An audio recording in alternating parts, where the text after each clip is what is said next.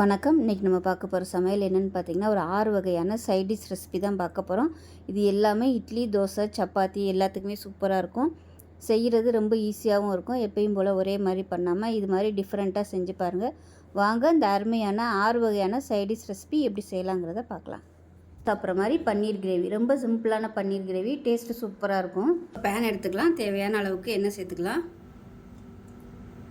எண்ணெய் நல்லா சூடானதும் பட்டை, கிராம்பு, ஏலக்காய், கல்பாசி இது எல்லாத்தையும் சேர்த்துக்கலாம். அது கூடவே ஒரு டீஸ்பூன் போல் சோம்பு சேர்த்துக்கலாம். இப்போ இது நல்லா பொரியவும் மீடியம் சைஸாக ஒரு பெரிய வெங்காயம் பொடியாக கட் பண்ணதை சேர்த்துக்கலாம்.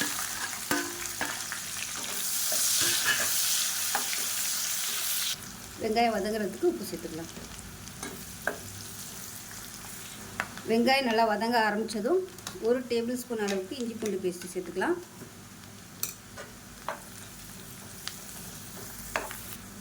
இப்போ இஞ்சி பூண்டு பேஸ்ட் நல்லா வதங்கிருச்சு. இப்போ பொடியெல்லாம் சேர்த்துக்கலாம். இப்போ இதில் தனியாத்தூள் நல்லா 1.5 டேபிள் ஸ்பூன் அளவுக்கு சேர்த்துக்கலாம். அதே போல் மிளகாத்தூள் காரத்துக்கு ஏற்ற மாதிரி நல்லா 2 டேபிள் ஸ்பூன் அளவுக்கு சேர்த்துக்கலாம். இது கூடவே கறி மசாலா அது கொஞ்சம் ஒரு 1/2 டேபிள் ஸ்பூன் அளவுக்கு சேர்த்துக்கலாம். இப்போ இது எல்லாமே எண்ணெயில் நல்லா பொரிய ஆரம்பிச்சிருச்சு. இந்த ஸ்டேஜில் நல்லா ஒரு 4 தக்காளி, பெரிய தக்காளியாக ஒரு 4 தக்காளி, ஒரு 10 முந்திரி பருப்பு சேர்த்து தக்காளியோடு நல்லா நைஸாக அரைச்சி வச்சுருக்கேன். இப்போ அதை சேர்த்துக்கலாம்.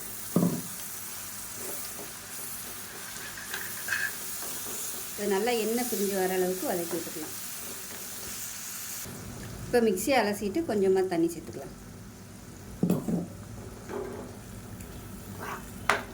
இப்போ இதில் 1/4 டீஸ்பூன் போல் மஞ்சள் சேர்த்துக்கலாம். இப்போ நல்லா எண்ணெய் பிரிய ஆரம்பிச்சிருச்சு. இந்த ஸ்டேஜில் ஒரு 1/4 டம்ளர் அளவுக்கு பால் சேர்த்துக்கலாம். காய்ச்சினது, காய்ச்சாத பால் எதுனாலும் சேர்த்துக்கலாம். இதுக்கு பதிலாக நீங்கள் ஃப்ரெஷ் க்ரீம் சேர்த்துக்கோங்க, நல்லாயிருக்கும். நான் அதுக்கு பதிலாக பால் சேர்த்துருக்கேன். இப்போ நல்லா கொதிக்க ஆரம்பிக்கட்டும். இப்போ இதில் கொஞ்சமாக உப்பு சேர்த்துக்கலாம். உப்பு டேஸ்ட் பண்ணி பார்த்துக்கிட்டு சேர்த்துக்கோங்க. இப்போ பாருங்கள் நல்லா எண்ணெய் பிரிய ஆரம்பிச்சிருச்சு. இந்த ஸ்டேஜில் தண்ணி சேர்த்துக்கலாம். நல்லா சூடான தண்ணியாக சேர்த்துக்கோங்க. கிரேவி திக்னஸ் பார்த்துக்கிட்டு தண்ணி சேர்த்துக்கோங்க, ரொம்ப ஊற்றிட வேணாம். நல்லா கலந்து விட்டுட்டு பன்னீர் சேர்த்துக்கலாம். 400 கிராம் பன்னீர் எடுத்து வறுத்து வச்சுருக்கேன். மிளகாத்தூள், மஞ்சத்தூள், உப்பு போட்டு எண்ணெயில் வறுத்து வச்சுருக்கேன். இப்போ இந்த பன்னீரை இதோடு சேர்த்துக்கலாம். இப்போ பன்னீர் சேர்த்துட்டு நல்லா கலந்து விட்டுட்டு அடுப்பு நல்லா குறைச்சி வச்சிடலாம்.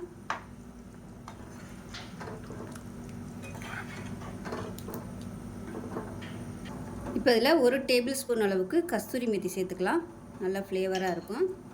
சேர்த்துட்டு கலந்து விட்டுட்டு அப்படியே மூடி வச்சிடணும். இப்போ அதை மூடி வச்சிடலாம். சிம்மர்லேயே நல்லா கொதிக்கட்டும். இப்போ ஒரு குக்கர் எடுத்துக்கலாம். நெய் சேர்த்துக்கலாம். அது கூடவே கொஞ்சம் நெய்யும் சேர்த்துக்கலாம், அதாவது எண்ணெய் சேர்த்துக்கலாம். எண்ணெய் சூடானதும் ஒரு சின்ன துண்டு பட்டை, பிரியாணி இலை, ஏலக்காய், 3 கிராம்பு சேர்த்துக்கலாம். இப்போ மசாலா போட்டு நல்லா பொரிய ஆரம்பிக்கணும். இப்போ மசாலா எல்லாமே நல்லா பொரிய ஆரம்பிச்சிச்சு. ஒரு கைப்பிடி அளவுக்கு புதினா இலை சேர்த்துக்கலாம். இப்போ புதினா வதங்கிட்டு இருக்கு. சும்மா 1 டேபிள் ஸ்பூன் அளவுக்கு கேரட் சேர்த்துக்கலாம். ரொம்ப சேர்க்க வேணாம். இது கொஞ்சம் கலருக்காக மட்டும்தான், பார்க்கையில் நல்லாயிருக்கும். அதுக்காக இதில் ஒரு 20 முந்திரி பருப்பு சேர்த்துக்கலாம். முந்திரி பருப்பு எவ்வளோ சேர்க்குறோமோ அந்தளவுக்கு நெய் சோறு நல்லா டேஸ்ட்டாக இருக்கும். இது கூடவே காரத்துக்கு தகுந்த மாதிரி பச்சை மிளகா, நான் ஒரு 6 பச்சை மிளகாயை 2ஆக கட் பண்ணி சேர்த்துருக்கேன். அதையும் சேர்த்துக்கலாம். அது கூடவே மீடியம் சைஸாக 2 பெரிய வெங்காயம் நீளமான இருக்குனதை சேர்த்துக்கலாம்.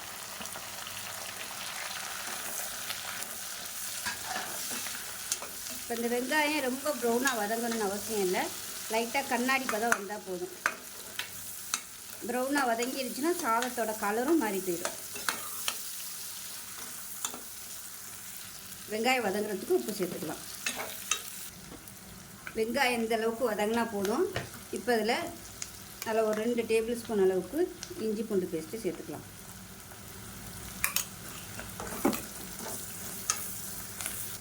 இஞ்சி பூண்டு பேஸ்ட் நல்லா வதங்கிருச்சு. மீடியம் சைஸாக 2 தக்காளி, ரொம்ப பொடியாக கட் பண்ண வேணாம், பெருசாகவே கட் பண்ணிக்கலாம். தக்காளி ரொம்ப குழையக்கூடாது, லைட்டாக வதக்கினா போதும். தக்காளி லேசாக வதக்கியாச்சு. இப்போ இதில் 1.5 டம்ளர் அளவுக்கு தண்ணி சேர்த்துக்கலாம். நான் 1 டம்ளர் அளவுக்கு அரிசி எடுத்திருக்கேன், ஜீரக சம்பா அரிசி. அதுக்கு வந்து 1.5 டம்ளர் தண்ணி சேர்த்துக்கலாம். அது கூடவே ஒரு எக்ஸ்ட்ரா 1/4 டம்ளர் வர மாதிரி பால் சேர்த்துக்கலாம். இது வந்து நல்ல ஒரு ஃப்ளேவர் கொடுக்கும் நெய் சாதத்துக்கு. அது நல்லா கலந்து விட்டுட்டு கொஞ்சம் கொதிக்கட்டும். இப்போ கொஞ்சமாக உப்பு சேர்த்துக்கலாம். இப்போ லைட்டாக கொதிக்க ஆரம்பிக்குது. இந்த ஸ்டேஜில் அரிசியை சேர்த்துக்கலாம். ஜீரக சம்பா அரிசி நல்லா 1/2 மணி நேரம் ஊற வச்சு வச்சுருக்கேன், அதை சேர்த்துக்கலாம். இப்போ இதில் கரம் மசாலா சேர்த்துக்கலாம். பட்டை, கிராம்பு, ஏலக்காய் பொடி பண்ணதை சேர்த்துருக்கேன். நல்லா கலந்து விட்டுட்டு குக்கரை மூடி வச்சிடலாம். மூடி வச்சுட்டு 2 விசில் விட்டுட்டு ஸ்டீம் போனதுக்கப்புறம் பார்க்கலாம். இப்போ கிரேவி எப்படி இருக்குன்னு பார்க்கலாம். பாருங்கள், அப்படியே எண்ணெயெல்லாம் சூப்பராக வெளியே வந்துருச்சு பாருங்கள். கரெக்டான ஸ்டேஜில் இருக்குது. இப்போ இதை வந்து அமர்த்திடலாம். அவ்வளோதான், அருமையான ரொம்ப சிம்பிளான பன்னீர் கிரேவி ரெடி ஆயிடுச்சு. இதே மாதிரியே செஞ்சு பாருங்கள். நெய் சாதத்துக்கெலாம் சூப்பராக இருக்கும். சப்பாத்திக்கு தொட்டு சாப்பிட்றதுக்கு அருமையாக இருக்கும். வெண்டைக்காய் மசாலா எப்படி செய்யலாங்கிறத பார்க்கலாம். 3 டீஸ்பூன் எண்ணெய் விட்டுக்கலாம், வெண்டைக்காய் வதக்குற அளவுக்கு. எண்ணெய் நல்லா சூடானதும் நல்லா ஒரு 3 கைப்பிடி அளவுக்கு, அதாவது ஒரு 250 கிராம் அளவு இருக்கும். இப்போ அந்த வெண்டைக்காயை சின்ன சின்னதாக கட் பண்ணி வச்சுருக்கேன், இதை சேர்த்துக்கலாம்.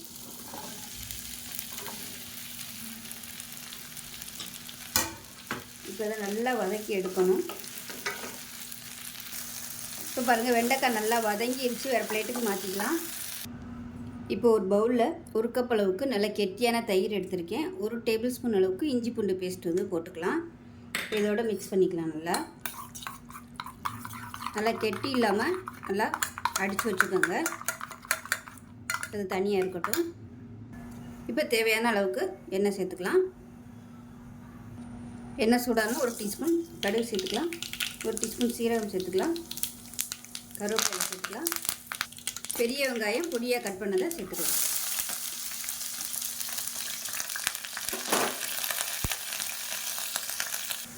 தேவையான அளவுக்கு உப்பு சேர்த்துக்கலாம்.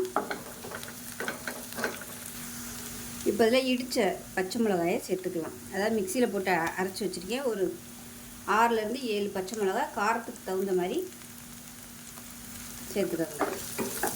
இப்போ இதையும் வதக்கி விட்டுக்கலாம். பச்சை மிளகாயை சேர்த்து நல்லா வதக்கியாச்சு. இப்போ இதில் நல்லா ஒரு 3/4 டேபிள் ஸ்பூன் அளவுக்கு மிளகாத்தூள் சேர்த்துக்கலாம். இது கூடவே கொஞ்சமாக மஞ்சள்தூள் சேர்த்துக்கலாம். ஒரு 1/4 டேபிள் ஸ்பூன் மஞ்சள்தூள், 3/4 டேபிள் ஸ்பூன் தனியாத்தூள் சேர்த்துக்கலாம். இப்போ எல்லாத்தையும் எண்ணெயில் வதக்கி விட்டுட்டு நம்ம அடித்து வச்சுருக்க தயிர் சேர்த்துக்கலாம். நம்ம அடித்து வச்சுருக்க அந்த தயிர் அப்படியே இதில் சேர்த்துடலாம்.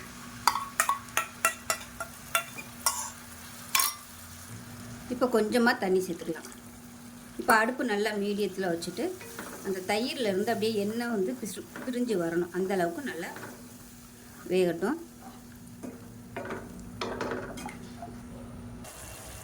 இப்போ பாருங்கள், தயிர்லேருந்து நல்லா எண்ணெய் பிரிஞ்சு வந்துருச்சு. இப்போ நம்ம வதக்கி வச்சுருக்க இந்த வெண்டைக்காயை சேர்த்துக்கலாம்.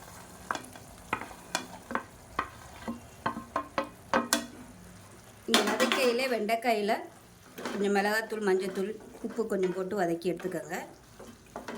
இதை நல்லா பரட்டி விட்டுக்கலாம். ஒரு 2 நிமிஷம் அப்படியே இருக்கட்டும். அந்த வெண்டைக்காயில் அந்த மசாலா எல்லாமே சாறுற அளவுக்கு இருக்கட்டும். இப்போ பாருங்கள், எண்ணெயெல்லாம் கசிஞ்சு சூப்பராக வந்துருச்சு பாருங்கள். வெண்டைக்காயும் நல்லா சாஃப்டாகிருச்சு. அந்த மசாலா எல்லாமே ஊறவும் நல்லா சாஃப்டாக வந்துருச்சு. ஸோ அவ்வளோதான், சூப்பரான வெண்டைக்காய் மசாலா ரெடி ஆயிடுச்சு. இது வந்து புளிக்குழம்பு, வத்தக்குழம்பு இந்த மாதிரி இதுக்கெலாம் சூப்பராக இருக்கும். கண்டிப்பாக செஞ்சு பாருங்கள். செஞ்சு பார்த்துட்டு எப்படி வந்துச்சுங்கிறத சொல்லுங்கள். வீடியோ பிடிச்சிச்சுன்னா லைக் பண்ணுங்கள், கமெண்ட் பண்ணுங்கள், சேனலை சப்ஸ்கிரைப் பண்ணுங்கள், பக்கத்தில் பெல் பட்டனை ப்ரெஸ் பண்ணுங்கள். நன்றி. ஒரு அருமையான சைட் ரெசிபி தான் பார்க்க போகிறோம். இட்லி, தோசை, ஊத்தப்பம் எல்லாத்துக்குமே சூப்பராக இருக்கும். இப்போ ஒரு குக்கர் எடுத்துக்கலாம். 1 கப் அளவுக்கு சவுச்சவு சேர்த்துக்கலாம். இது கூடவே மீடியம் சைஸாக ஒரு 3 கத்திரிக்காய் பொடியாக கட் பண்ணி வச்சுருக்கேன், அதையும் சேர்த்துக்கலாம்.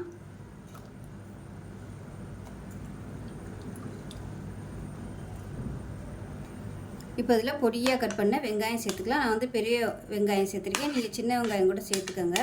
பொடியாக கட் பண்ணிவிட்டு சேர்த்துக்கோங்க. இது கூடவே ஒரு 3 பச்சை மிளகா, ஒரு 5-6 பல் பூண்டு சேர்த்துக்கலாம். மீடியம் சைஸாக 2 தக்காளி நல்லா பொடியாக கட் பண்ணி வச்சுருக்கேன், அதையும் சேர்த்துக்கலாம். இது கூடவே பொடியாக கட் பண்ண கொத்தமல்லி இலை ஒரு கைப்பிடி அளவுக்கு சேர்த்துக்கலாம். இப்போ இதில் காரத்துக்கு ஏற்ற மாதிரி மிளகாத்தூள் சேர்த்துக்கலாம். ஒரு 2 டீஸ்பூன் அளவுக்கு மிளகாத்தூள் சேர்த்துக்கலாம். 1/4 டீஸ்பூன் போல் மஞ்சள்தூள் சேர்த்துக்கலாம். 1 டீஸ்பூன் உப்பு சேர்த்துக்கலாம். 1 டீஸ்பூன் வீட்டில் வச்சுருக்க குழம்பு மிளகாத்தூள் சேர்த்துக்கோங்க. இல்லைன்னா வெறும் தனியாத்தூள் கூட சேர்த்துக்கலாம். இப்போ இதில் ஒரு 3 கப் அளவுக்கு தண்ணி சேர்த்துக்கலாம். அதாவது 3 டம்ளர் அளவுக்கு தண்ணி சேர்த்துக்கோங்க. 300 ml அளவு இருக்கும். இப்போ நல்லா கலந்து விட்டுட்டு குக்கரை மூடி வச்சிடலாம். இப்போ குக்கர் மூடியாச்சு. மூடிட்டு கேஸ் ஆன் பண்ணிட்டு நல்லா ஒரு 5 விசில் விட்டுட்டு ஸ்டீம் போனதுக்கப்புறம் பார்க்கலாம். இப்போ விசில் விட்டு ஸ்டீம் போயிடுச்சு. எப்படி இருக்குன்னு பார்க்கலாம். இப்போ பார்த்திங்கன்னா இந்த மாதிரி தான் இருக்கும். இந்த மாதிரி மேஷர் வச்சு எல்லாத்தையும் நல்லா மசிச்சு விட்டுக்கலாம்.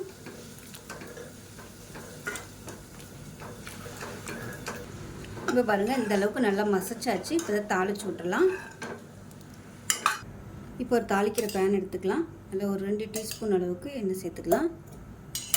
இப்போ அதில் கடுகு 1 டீஸ்பூன், உளுந்து 1 டீஸ்பூன், சீரகம் 1 டீஸ்பூன், ஒரு 3 வரமிளகாய் சேர்த்துக்கலாம்.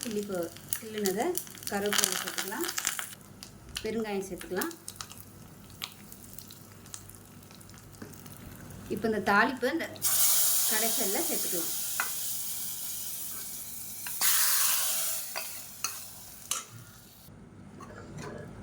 அவ்வளோதான், சூப்பரான சௌச்சௌ கத்திரிக்காய் போட்ட கடையில் ரெடி ஆகிடுச்சு. இட்லிக்கு தொட்டு சாப்பிட்டிங்கன்னா சூப்பராக இருக்கும். ஸோ இதே மாதிரி செஞ்சு பாருங்கள்.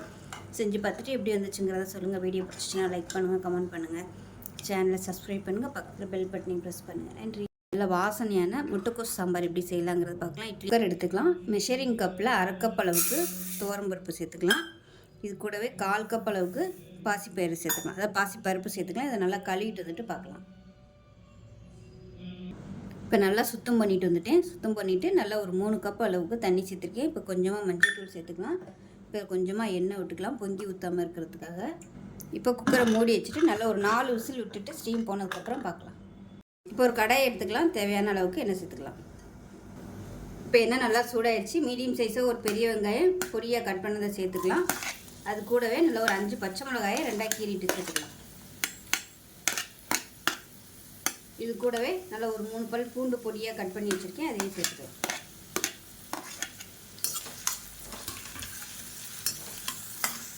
வெங்காயம் வதங்குறதுக்கு உப்பு சேர்த்துக்கலாம்.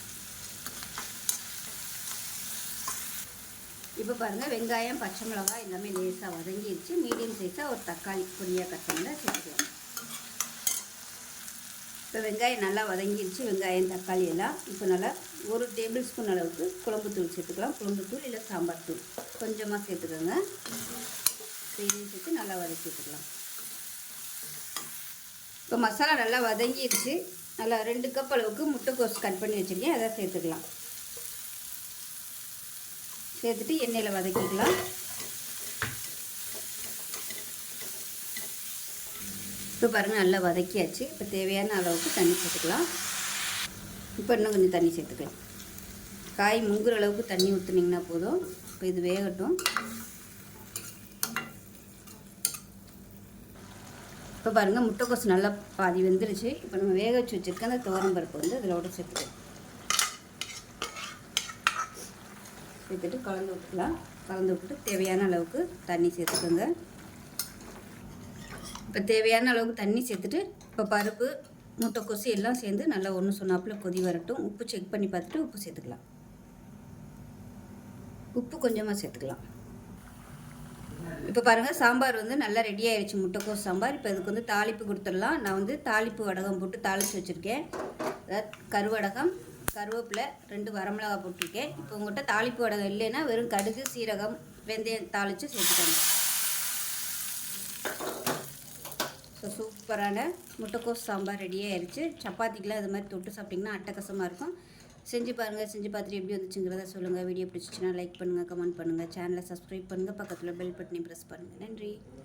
சூப்பரான உடச்சி விட்ட முட்டை குருமா எப்படி செய்யலாங்கிறத பார்க்கலாம். டேஸ்ட் ஒரு மிக்ஸி ஜார் எடுத்துக்கலாம். மெஷரிங் கப்பில் 3/4 கப் அளவுக்கு துருவின தேங்காய் சேர்த்துக்கலாம்.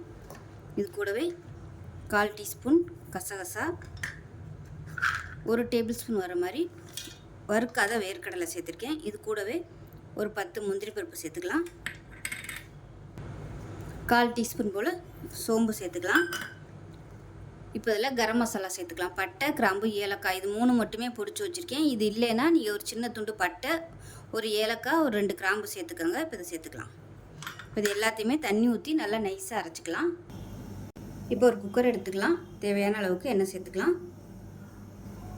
எண்ணெய் சூடானதும் 1/4 டீஸ்பூன் போல் சோம்பு, 1/4 டீஸ்பூன் சீரகம், ஒரு 4-5 துண்டு பட்டை, 2 ஏலக்காய், ஒரு 4-5 கிராம்பு சேர்த்துருக்கேன். கல்பாசி கொஞ்சம் பிரியாணியில் சேர்த்துக்கலாம்.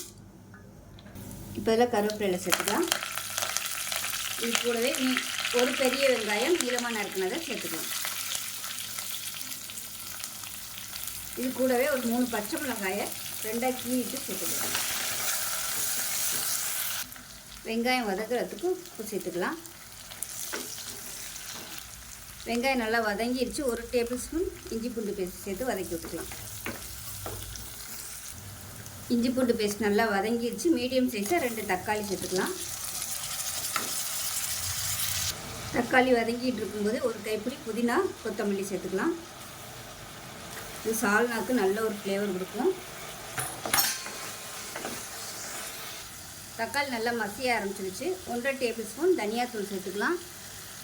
அதே மாதிரி 1.5 டேபிள் ஸ்பூன் மிளகாத்தூள் சேர்த்துக்கலாம். 1/4 டேபிள் ஸ்பூன் மஞ்சள்தூள் சேர்த்துக்கலாம்.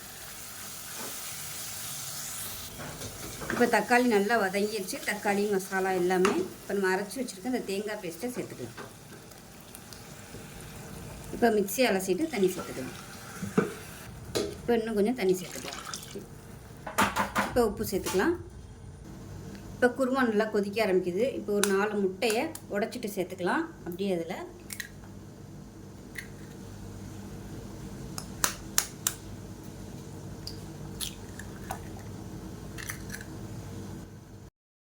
இப்போ குக்கரை மூடி வச்சிடலாம். மூடி வச்சுட்டு நல்லா ஒரு 3 விசில் விட்டுட்டு ஸ்டீம் போனதுக்கப்புறம் பார்க்கலாம். குருமா எப்படி இருக்குன்னு பார்க்கலாம். பாருங்கள், குருமா பார்க்கவே சூப்பராக இருக்குது. முட்டையும் நல்லா சூப்பராக வந்துருச்சு பாருங்கள். இட்லி, தோசை, சப்பாத்தி சூப்பராக இருக்கும். அது ரொம்பவும் தண்ணியாக இல்லை, ரொம்பவும் கெட்டியாக இல்லை, அருமையாக இருக்குது. முட்டை உடச்சி ஊற்றிருக்கனால நல்லா கெட்டியாக இருக்குது. ஸோ அவ்வளோதான். இதே மாதிரியே செஞ்சு பாருங்கள். செஞ்சு பார்த்துட்டு எப்படி வந்துச்சுங்கிறத சொல்லுங்கள். வீடியோ பிடிச்சிச்சின்னா லைக் பண்ணுங்கள், கமெண்ட் பண்ணுங்கள், சேனலை சப்ஸ்கிரைப் பண்ணுங்கள், பக்கத்தில் பெல் பட்டனையும் ப்ரெஸ் பண்ணுங்கள். நன்றி.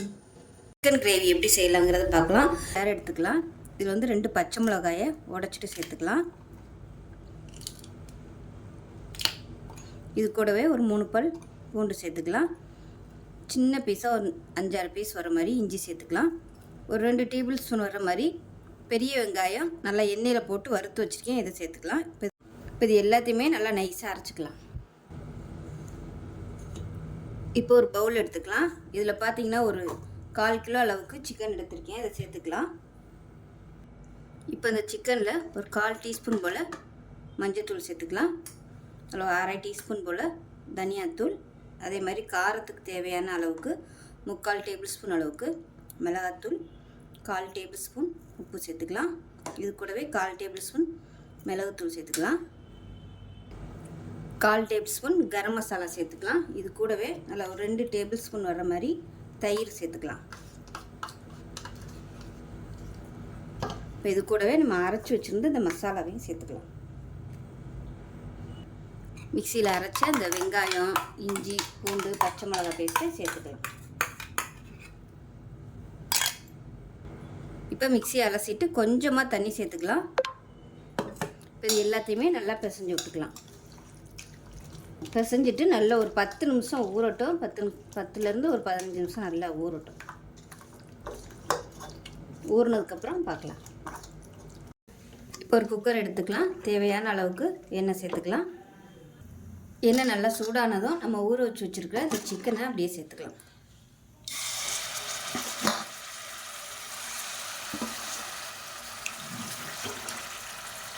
இப்போ ஊற வச்சு வச்சுருந்த பாத்திரத்தில் மசாலா இருக்கும் இல்லையா, அதில் வந்து கொஞ்சமாக தண்ணி ஊற்றி இதோட சேர்த்துக்கலாம்.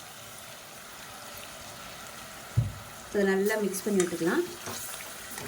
மிக்ஸ் பண்ணி விட்டுட்டு உப்பு செக் பண்ணி பார்த்துக்கோங்க எப்படி இருக்குன்னு. இப்போ இதில் பொடியாக நறுக்குனா கொத்தமல்லியில் சேர்த்துட்டு குக்கரை மூடி வச்சிடலாம். இப்போ ரொம்ப ட்ரையான மாதிரி இருக்குது, அதனால் கொஞ்சமாக ஒரு 1/4 டம்ளர் அளவுக்கு தண்ணி சேர்த்துக்கிறேன். உங்களுக்கு கிரேவி எவ்வளோ வேணுமோ அதுக்கு தகுந்த மாதிரி தண்ணி சேர்த்துக்கோங்க. இப்போ குக்கரை மூடி வச்சுட்டு நல்ல ஒரு 3 விசில், 3 இல்லை ஒரு 4 விசில் விட்டுட்டு ஸ்டீம் போனதுக்கப்புறம் பார்க்கலாம். இப்போ பாருங்கள், நல்லா ஒரு 4 விசில் விட்டுட்டு ஸ்டீம்லாம் இறங்கிடுச்சு. எப்படி இருக்குன்னு பார்க்கலாம். பாருங்கள், திறக்கையிலே வாசனை சூப்பராக இருக்குது, கரெக்டாக இருக்குது பாருங்கள். இதை விட உங்களுக்கு இன்னும் நல்லா கெட்டியாக வேணும்னு நினச்சிங்கன்னா தண்ணியை கம்மியாக ஊற்றிக்கோங்க. இல்லைன்னா கேஸ் ஆன் பண்ணிவிட்டு நல்லா வற்ற விட்டுக்கலாம். இது வந்து இட்லி, தோசை, சாதம் எல்லாத்துக்குமே சூப்பராக இருக்கும். செஞ்சு பாருங்கள். செஞ்சு பார்த்துட்டு எப்படி இருந்துச்சுங்கிறத சொல்லுங்கள். வீடியோ பிடிச்சிச்சின்னா லைக் பண்ணுங்கள், கமெண்ட் பண்ணுங்கள், சேனலை சப்ஸ்கிரைப் பண்ணுங்கள், பக்கத்தில் பெல் பட்டனையும் ப்ரெஸ் பண்ணுங்கள். நன்றி.